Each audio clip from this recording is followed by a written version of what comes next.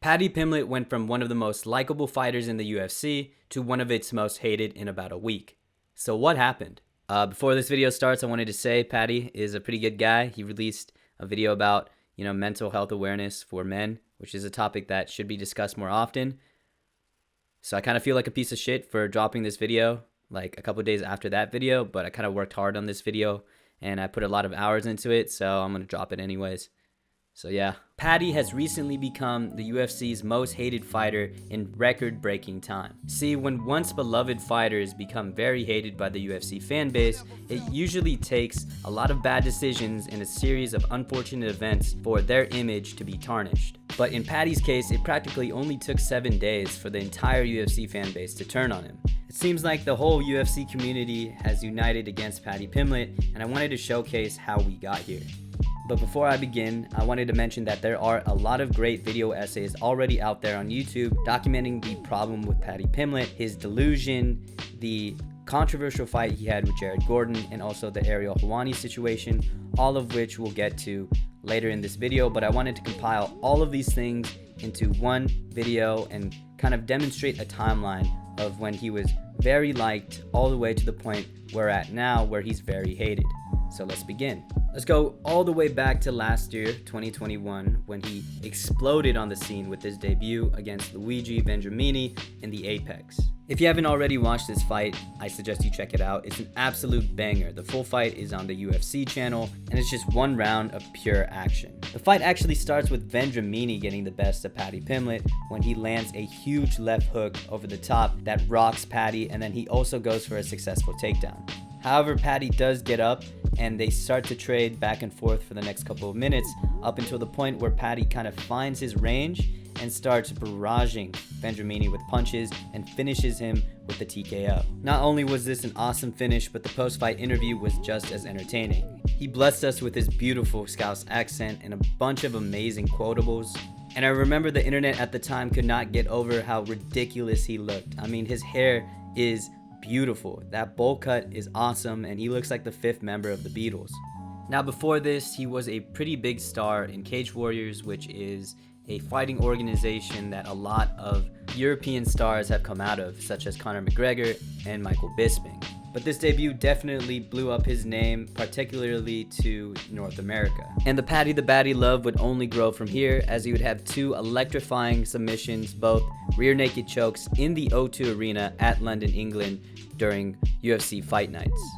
And it was kind of hard not to like the guy. I mean, every one of his fights was a banger, whether he was getting hit or he was hitting his opponent. All of his fights ended up in him getting that finish. He had great charisma, he was really good on the mic, and he also had a very powerful and heartfelt message about mental health and mental health awareness in his post-fight interview after his finish on Jordan Levitt.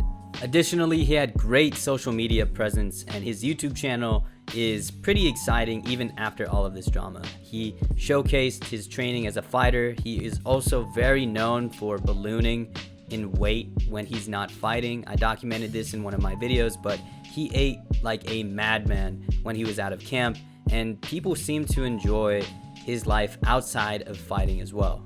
So how did this rising star that was pretty much loved by his community come to the point where we're talking about him being really hated? Well, it all started when he dropped his podcast with Dana White. In this podcast with Dana White, he would preview UFC 282, which was the event that he was co-manning for, and they would talk about the event, the UFC in general, and for some reason it got to the topic of journalism, and then this is where the tone of the podcast switched.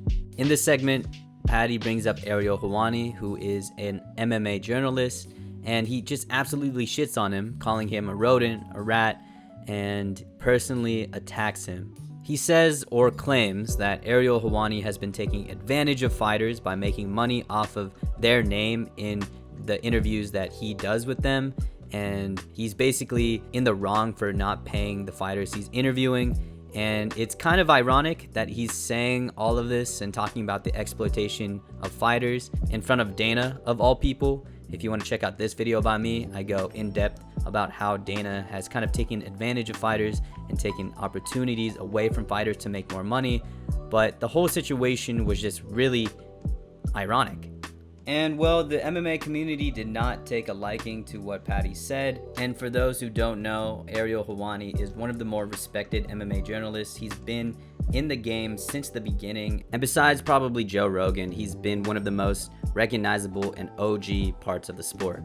This isn't a perfect analogy, but Ariel Helwani is to the UFC as Stephen A. Smith is to basketball. He gets memed on, but I think generally both communities respect those guys a lot because of the dedication to covering the sport.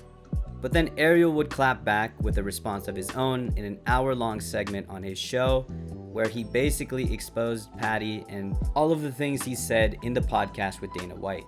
The biggest moment and key takeaway from this segment is when Ariel Helwani would expose Paddy Pimblett with a voice message that was sent to him, basically insinuating that Paddy would come onto the show with Ariel.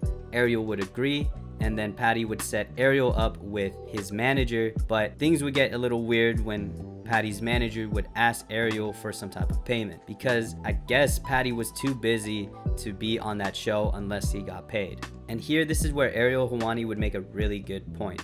He basically says that this is typically not how journalism works. With these big name athlete interviews, there's mutual benefit for both parties. Basically, the guy conducting the interview is able to have a big name or a rising star on their show, which brings in more viewers.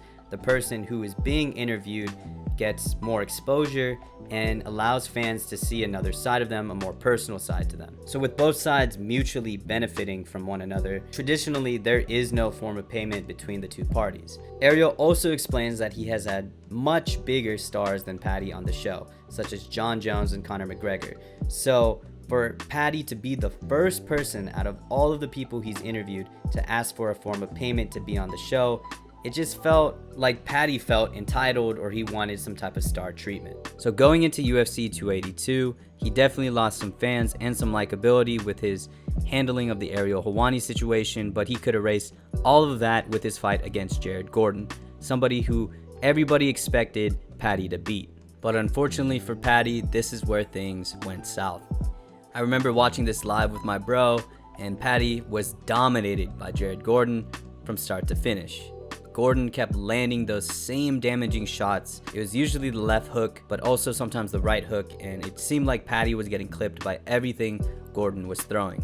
At the end of the fight, I had it 3-0 for Jared Gordon. I thought it was a pretty clear, dominating performance by Jared. He landed the much more damaging shots.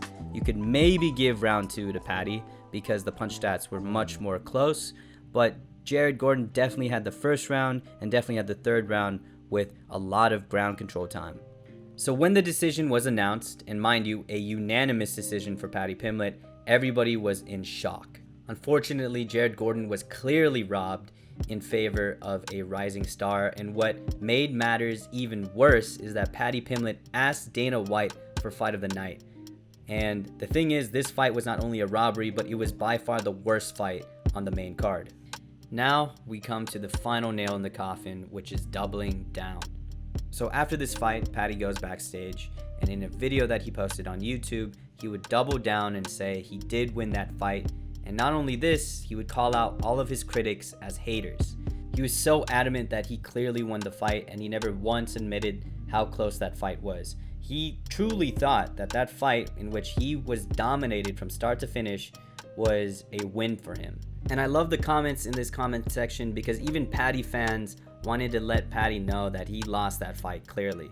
Everybody, whether they were Paddy fans or not, were united under the fact that he was delusional and that he did not win that fight.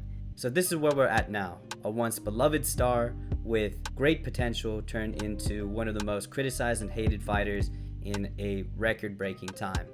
So the following is just my opinion and my thoughts, take it with a grain of salt, but what I think is that stardom went to his head and he became a megastar way too quickly. He became a huge star in the UFC in like less than a year, and he looked like the new face of the sport. I think this is what led him to feel entitled to demand payment by Ariel Helwani, and this is also why he denies losing to a guy like Jared Gordon who's outside of the top 15. And I think this is what led him to double down on the fact that he thinks he won against Jared Gordon and refuses to believe that the criticisms that are in his comment section is not hate. So what do you guys think about Paddy Pimblett? I think it's pretty early in his career. He can turn this around and maybe admit that the Jared Gordon fight was pretty close. Maybe admit that he shouldn't be demanding payment from Ariel Helwani. Who knows? I think he's a really good guy. I want to mention that again. I think he's a really good guy. But, the last couple of things he's done haven't looked too great for him. So leave your comments in the comment section below. I'm going to continue to make great boxing and UFC content in the future, so please subscribe. Thanks and peace.